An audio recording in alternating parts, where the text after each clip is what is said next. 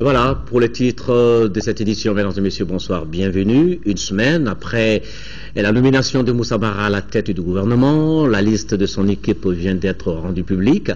Le cabinet de Mara compte 31 membres, dont 5 femmes, 8 nouveaux ministres font leur entrée.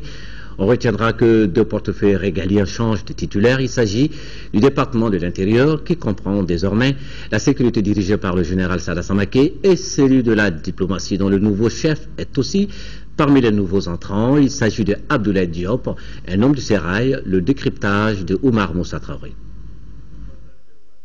La nouvelle équipe gouvernementale ne comporte pas beaucoup de changements au niveau des titulaires de portefeuilles régaliens. Seulement 2 ministères changent de titulaire. Il s'agit de celui de l'Intérieur, désormais doublé du ministère de la Sécurité. Le général Sada Samaké dirige ce gros département. Ensuite, les affaires étrangères aussi changent de titulaire et sont occupées par un nouveau venu, Abdoulaye Diop, un diplomate. Du coup, le département change de nom et devient le ministère des Affaires étrangères, de l'intégration africaine et de la coopération internationale. L'ancien titulaire de ce poste, Zahabi Sidi Ould Mohamed, est désormais en charge de la réconciliation nationale. Le ministère de la Justice, qui intègre les droits de l'homme, le ministère de la Défense et des anciens combattants, ainsi que le département en charge de l'économie et des finances, eux ne changent pas de titulaire. Pour le reste, on note l'entrée dans la nouvelle équipe de 2 anciens candidats à la dernière présidentielle. Il s'agit de Maître Moutagatal du SNID Fassouri Waton à l'enseignement supérieur et à la recherche scientifique et de Ousseini Amion Guindo de la CODEM au sport. Autre entrée remarquée, celle de l'ancien directeur de cabinet du président de la République. Il s'agit de Mahamadou Kamara à la tête du désormais département de l'économie numérique, de l'information et de la communication. Et puis on note le retour d'un as de la décentralisation, Ousmane Sy, à la tête du nouveau ministère de la décentralisation et de la ville. Une équipe qui compte finalement 31 membres, contre 34 dans l'ancienne, 8 nouveaux ministres, 5 femmes, dont une nouvelle qui vient de faire son entrée à la culture. Il s'agit de Ndiaye Ramatoulaye Diallo. Il faut aussi rappeler que le garde des Sceaux demeure toujours le numéro 2 du gouvernement. Les ministères délégués disparaissent au profit des ministères de plein exercice. Quelques départements se renforcent et deviennent de gros départements. Il s'agit entre autres du nouveau ministère de la Solidarité, de l'Action humanitaire et de la reconstruction du Nord, celui de la planification, de l'aménagement du territoire et de la population, et celui de l'assainissement, de l'environnement et de l'eau. Et voilà, pas de temps à perdre. Aussitôt nommé la nuit dernière, les membres de la nouvelle équipe gouvernementale étaient déjà ce matin à la primature. C'était pour le conseil de cabinet et sous la présidence du Premier ministre, chef du gouvernement, M. Moussa Mara. Et cette première prise de contact de la nouvelle équipe gouvernementale a permis au Premier ministre de féliciter les membres du gouvernement pour la confiance placée en eux par le président de la République. Il les a invités à assumer leurs responsabilités en ayant constamment à l'esprit la gravité des enjeux du moment et l'importance des attentes des populations. Le Premier ministre a ensuite rappelé aux ministres les principes devant encadrer l'action gouvernementale. Il a notamment insisté sur la loyauté envers le président de la République et envers le gouvernement, la solidarité entre les membres du gouvernement, la convivialité et la collégialité des actes posés, la rapidité et la réactivité dans le traitement des dossiers, l'intégrité absolue, la promotion de la transparence et de la bonne gouvernance à tous les niveaux, l'adhésion et le respect d'un code d'éthique par tous les ministres du gouvernement, la priorité absolue à la satisfaction des usagers pour une constante recherche du bien-être des Maliens.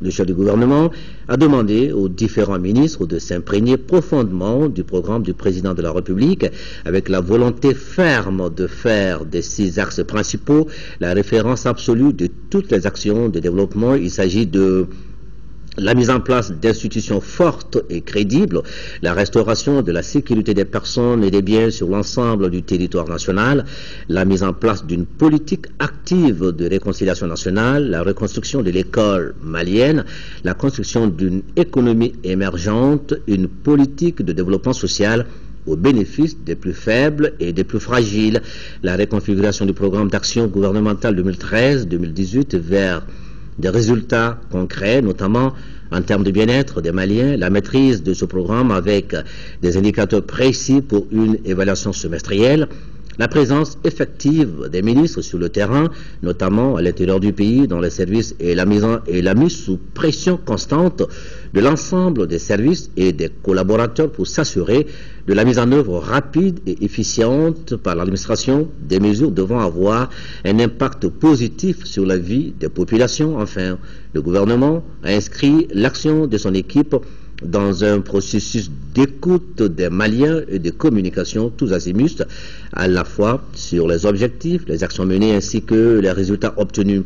Le Premier ministre a précisé que les principes énoncés lors de ce premier conseil de cabinet doivent être observés en permanence par les ministres, leurs collaborateurs et l'administration de façon générale, et qu'il y veillera personnellement.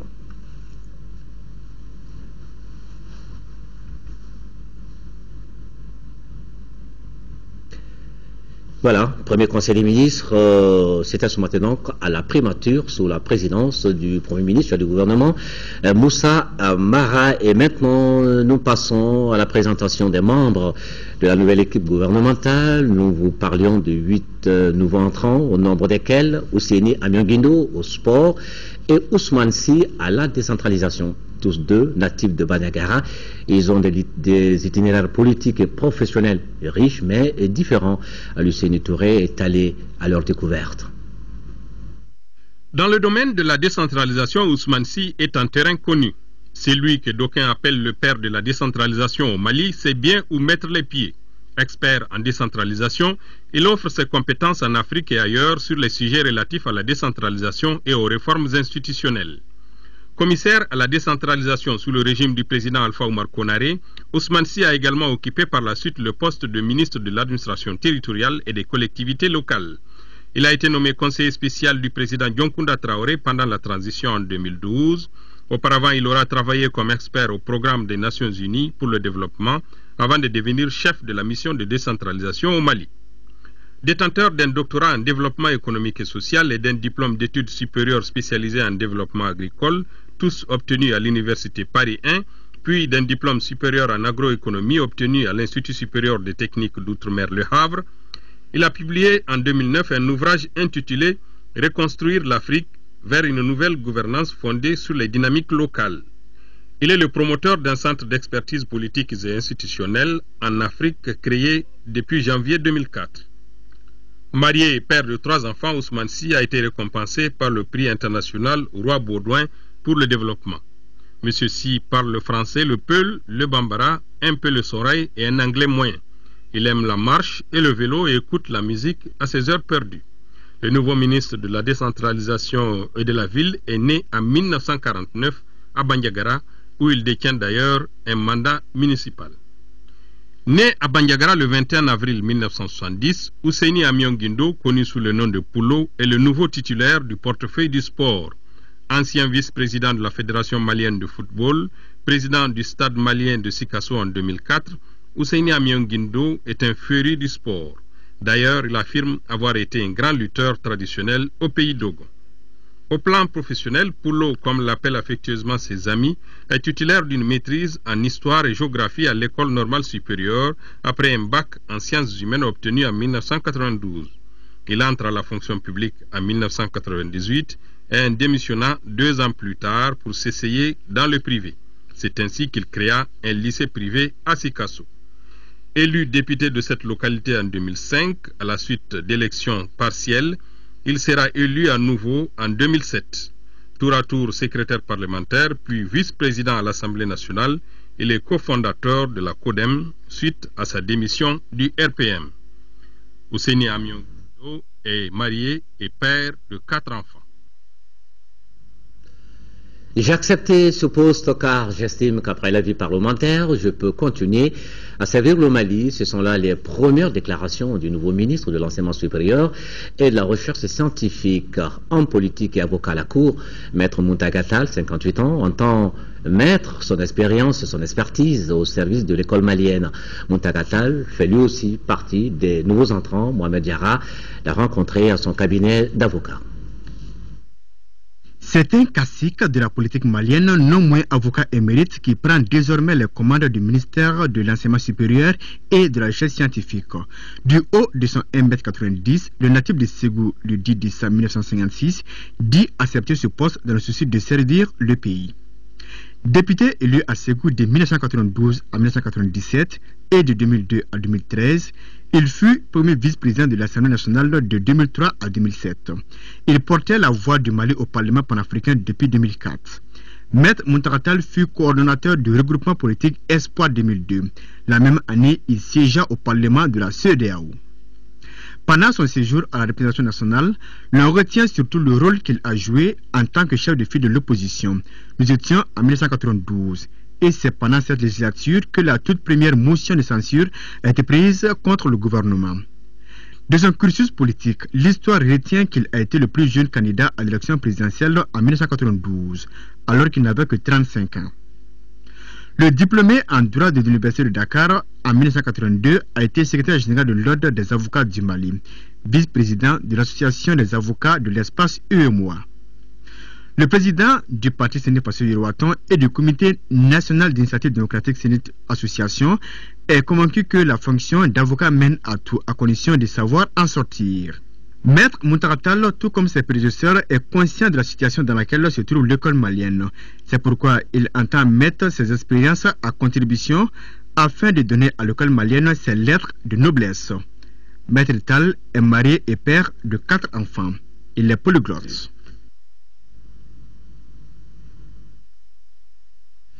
Le tout nouveau ministre de l'Assainissement, de l'Environnement et de l'Eau s'appelle Abdoulaye Idrissa Maïga, nouvel entrant également, ingénieur analyste de projet. Le ministre Maïga a publié plusieurs ouvrages.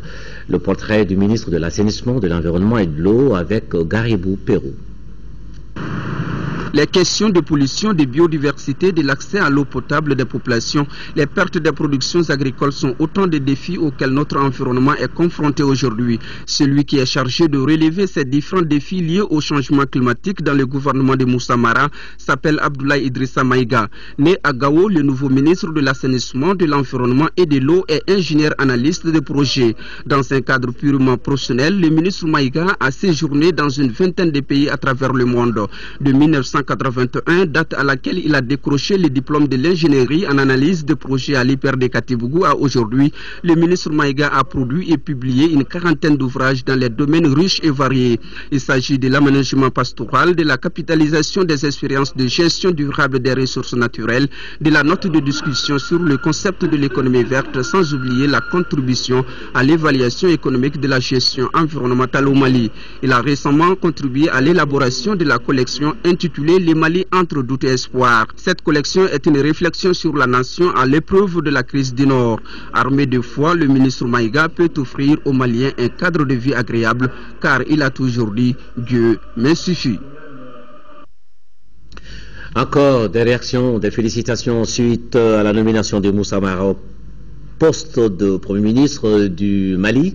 Et ce soir, les partis unis pour la République pure, les volontaires pour le changement, l'association Jeunesse pour le Mali, tous s'engagent à soutenir sans réserve le chef de gouvernement dans ses actions. Nous poursuivrons dans nos éditions de demain la présentation des membres du nouveau gouvernement malien, une équipe, on le rappelle, une équipe de 31 membres dont la liste a été publiée hier soir. Et l'on parle maintenant diplomatie avec l'ambassadeur du Mali au Maroc, Ousmane Amadoussi, qui vient de présenter les lettres de créance par lesquelles le président de la République, Ibrahim Boubacar Keïta, l'accrédite auprès de Sa Majesté le roi Mohamed VI en qualité d'ambassadeur extraordinaire et plénipotentiaire du Mali auprès du royaume chérifiant.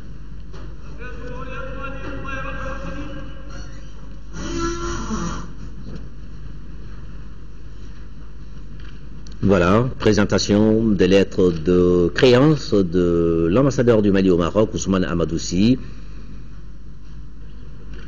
à Sa Majesté le roi Mohamed VI du Maroc.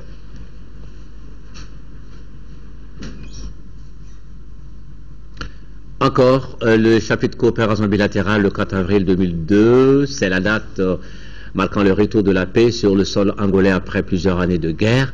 Ici à Bamako, ce 12e anniversaire a été célébré aujourd'hui en différé par l'ambassade d'Angola au Mali avec résidence à Abidjan. Un moment de retrouvailles pour la communauté angolaise vivant dans notre pays, une occasion également de chanter ensemble l'unité et la paix d'Aouda Sidiki Diarra.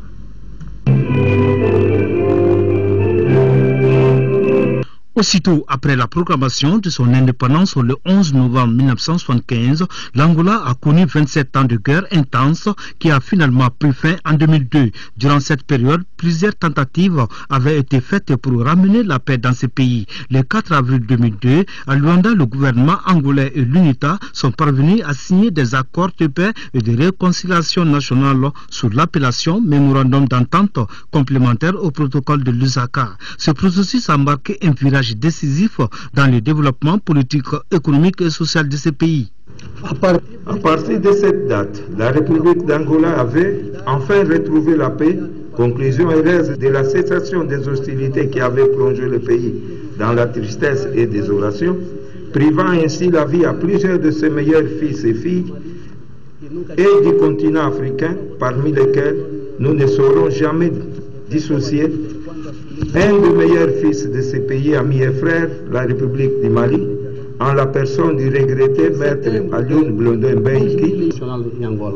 Cette paix retrouvée a permis au gouvernement angolais de réaliser plusieurs actions appuyées par la mise en œuvre de projets et programmes visant la reconstruction de nombreuses infrastructures sociales et économiques au niveau national, notamment des routes, des aéroports, des réseaux de chemin de fer. À cela, il faut ajouter l'installation de nouveaux systèmes de distribution d'énergie électrique et eau dans tout le territoire angolais.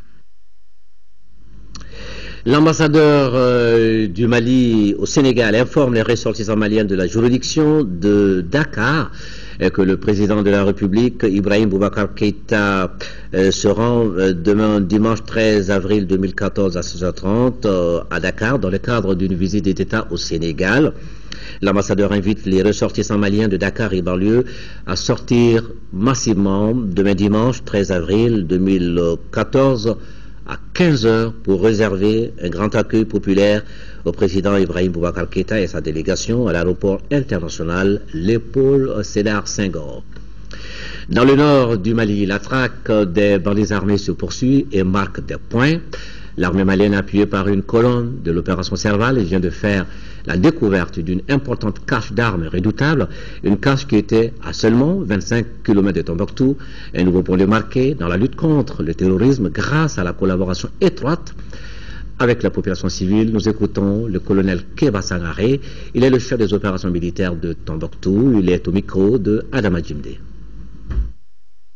Et à notre arrivée sur place, donc la population est venue nous informer de la position exacte de ces dépôts importants de munitions.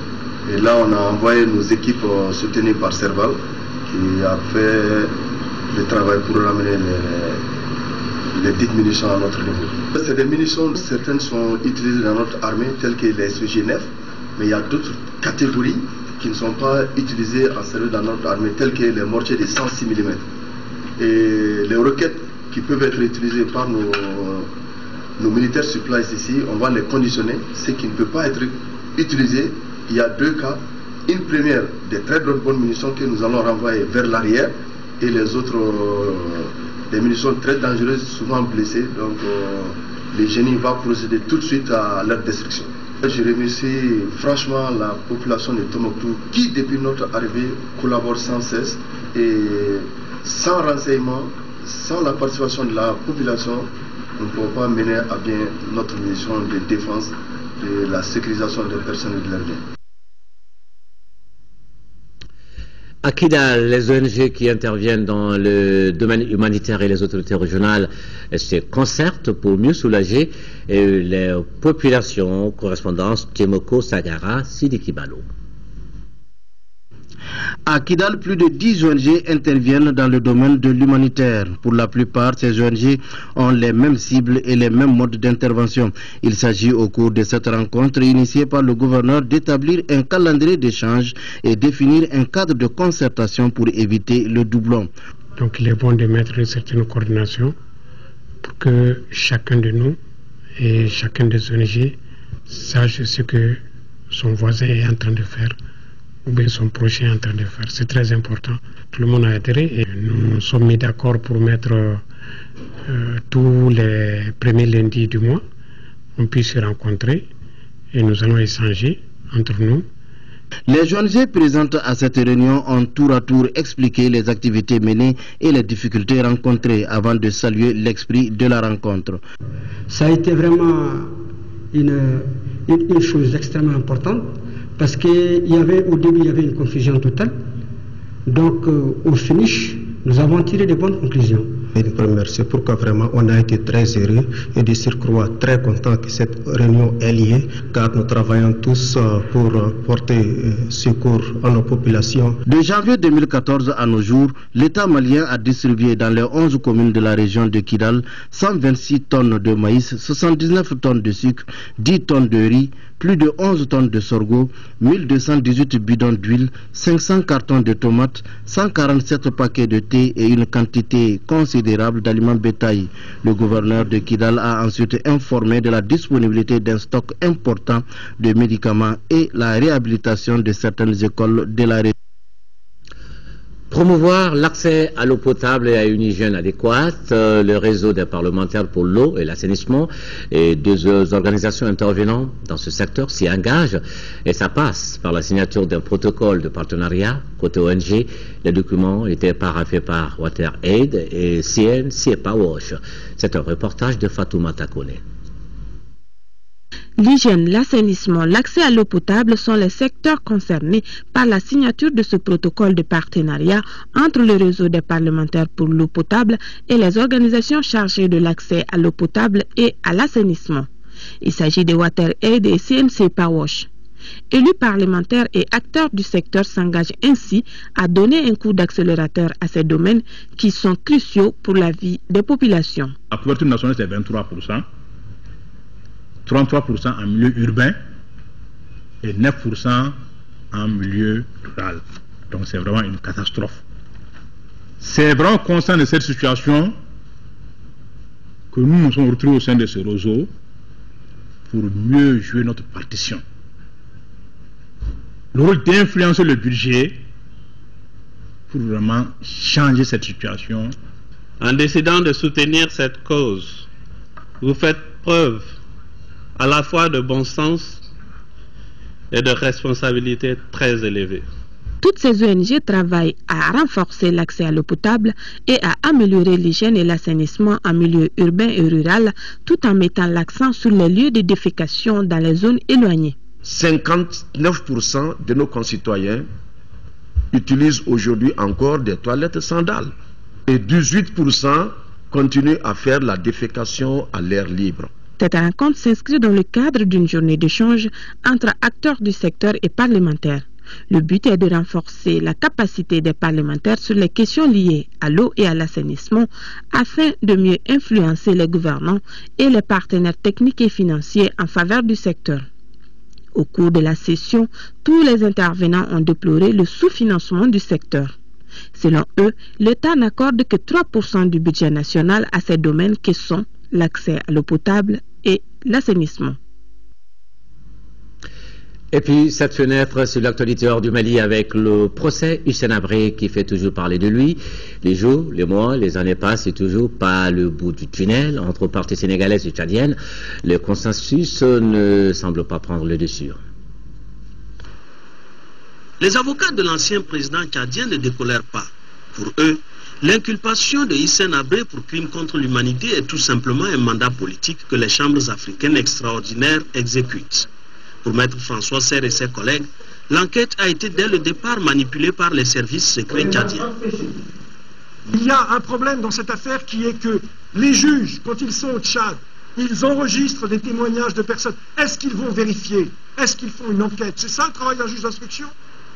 C'est un procès politique tourné vers une volonté inébranlable et inéluctable d'éliminer définitivement un adversaire politique, que M. Hissène Habré. Parce qu'à la vérité, M. Habré est encore dans le cœur des Tchadiens. Des accusations que rejettent les chambres africaines extraordinaires. L'instruction a été démarrée sur la base du réquisitoire introductif du procureur général. Elle se fait à charge et à décharge. Elle n'est pas encore terminée. Et donc, il est prématuré de dire si M. Hissène Habré est jugé avant la lettre ou pas. Cette bataille par médias interposés intervient au lendemain d'une polémique entre les chambres africaines extraordinaires et le CNRA. Le Conseil national de régulation de l'audiovisuel s'est récemment prononcé contre une retransmission du procès de l'ancien président tchadien envisagé par les chambres africaines extraordinaires chargées du procès. Hissène Habré a été arrêté le 30 juin 2013 à Dakar, puis inculpé le 2 juillet 2013 par le tribunal spécial et placé en détention préventive. Et nous revenons au Mali avec la société COSARL qui vole au secours des femmes du camp militaire de la base A de Bamako. La directrice de la société a remis des kits d'assainissement à ces femmes. Il s'agissait de rendre le camp militaire propre. À cette occasion, elle a également fait un don de 3 tonnes de ciment à la mosquée de Bamako-Koura, Bolibana. Un reportage de Moussa Fané. C'est pour rendre propre les camps militaires de la base A que la société COSARL vient de remettre des kits d'assainissement aux femmes du dit camp. Ces gestes devraient contribuer à améliorer la propriété au sein de la base A de Bamako. Sur place, la directrice de la société a lancé la journée de salubrité. Nous appelons les femmes et les jeunes à s'intéresser à l'assainissement pour lutter contre les maladies. Tout commence par la propriété. Parce que sans la propriété, on n'a pas la santé. Pour avoir une bonne santé, il faut être propre. Donc j'appelle les jeunes à s'intéresser à l'assainissement, à la salubrité et à prendre la propriété au sérieux. Le lancement de la journée de salubrité s'inscrit en droite ligne dans nos combats de tous les jours. La consécration solennelle d'une journée entière à ces actes d'assainissement en faveur des femmes du camp témoigne en suffisance d'attachement de nos plus hautes autorités aux questions environnementales du pays. La directrice de la société COA a aussi remis 3 tonnes de ciment à la mosquée de Bamako-Koura-Bolibana pour sa réhabilitation. Pour les responsables de la mosquée, cet appui de la société COA est salutaire. Il a brutalement disparu de la scène musicale. C'était en septembre 2010, en pleine gloire. Il s'agit de Mangala Camara, cet artiste de talent qui avait réussi à séduire le public, notamment avec son style atypique. Près de 4 ans après, ses collègues se souviennent et il lui a rendu hier soir un hommage mérité. C'était au cours d'un concert live à l'Institut français du Mali. Un devoir de mémoire, disent-ils. Les recettes de cette soirée iront entièrement à la famille de Mangala Camara. Alors, on regarde quelques séquences choisies de cette soirée. Plus de 3 heures de lumière et de décibels avec Modibo Soirée. Réunis autour du multi-instrumentiste et arrangeur Cheikh Tidiane Seck, ces artistes musiciens maliens à travers ce concert ont voulu perpétuer l'œuvre et la mémoire de Mangala Camara. L'artiste a tiré sa révérence il y a un peu plus de 3 ans, au moment où il amorçait un virage important de sa carrière musicale.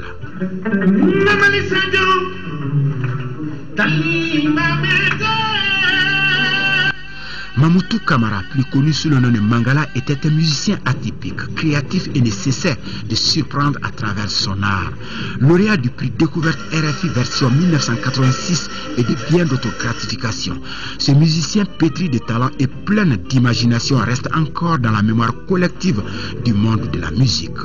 Il le mérite cela parce que Mangala, c'est non seulement un patriote, mais un grand musicien malien qui mérite cet hommage-là. Dans la chaîne de jour, les chansons de Mangala très tôt le matin, vraiment ça me donne à réfléchir. Durant plus de 3 heures, une pléiade d'artistes chante et danse Mangala. Le public a eu droit bien évidemment à des reprises de certains tubes de l'artiste, des chansons qui ont marqué le parcours exceptionnel de l'homme. Cette belle sélection d'artistes maliens, tous styles et toutes générations confondus, salue la mémoire de Mangala et souvent à travers des anecdotes. Je suis très heureux ici de partager cette grande scène avec mes aînés de la musique malienne. Mangala, c'est un grand homme. C'est un grand homme de la musique malienne, de la culture mandingue, de la culture kasongé. Donc c'est quelqu'un qui m'a beaucoup inspiré en tant que jeune. Les organisateurs de ce mémorial ont mis à profit ce concert pour présenter au public présent ce vendredi soir l'album posthume de Mangala Camara intitulé Renaissance. Cet opus qui comporte 12 titres est disponible dans les bacs. L'idée, je l'ai toujours eu dès qu'on m'a appris sa mort. Parce qu'une semaine avant, il m'avait parlé, j'étais en Angleterre, par rapport à son dernier album. Et quand le décès fut consommé, alors je me suis dit non, on ne peut pas laisser ça comme ça.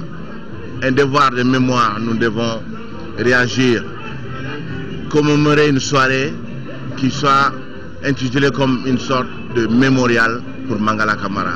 Après l'Institut français du Mali, cette série de concerts en hommage à Mangala Camara se poursuit ce dimanche soir à la Maison des Jeunes de Bamako, fief de l'artiste de son vivant.